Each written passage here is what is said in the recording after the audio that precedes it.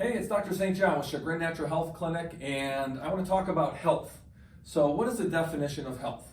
Well, it's not simply the absence of disease, because that isn't really a way to live, right? I mean, certainly we don't want to have a disease, we don't want to have a health condition, but that's just sort of a neutral place. We want to feel vital, we want to be able to feel passionate about things, have goals in life, and enjoy life to the fullest.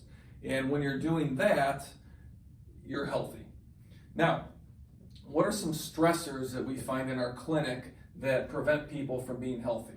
Well, there's a few here that I added, and I'm going to go over here in this part one, some of these stressors and how we're exposed to them, and then in part 2 and 3 we'll get into some solutions.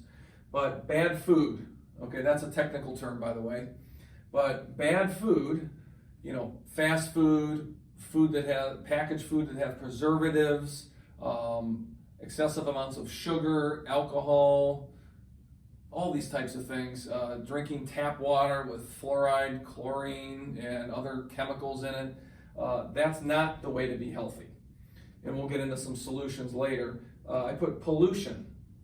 Pollution is not just smog in the air or exhaust from a car, but we're exposed to lots of pesticides, herbicides, fungicides in the environment. We're exposed to other chemicals. I mean, there's thousands of chemicals now that we're exposed to on a regular basis, from detergents, soaps, cleaners, people spraying Febreze in the air, Glade plugins, you name it. Those are hormone disruptors and they're toxic to our health.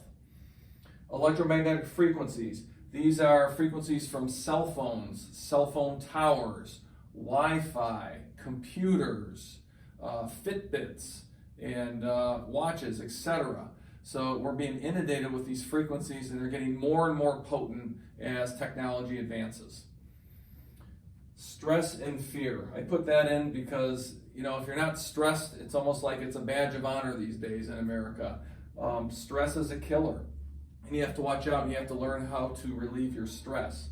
I also added fear here because if you watch the media on a regular basis, you're going to get a major dose of fear on a regular basis, unfortunately. And then last but not least, we have pathogens. We have bacteria, fungus, mold, parasites, viruses. These are things that we're exposed to, but they only proliferate in the body if the body's not healthy.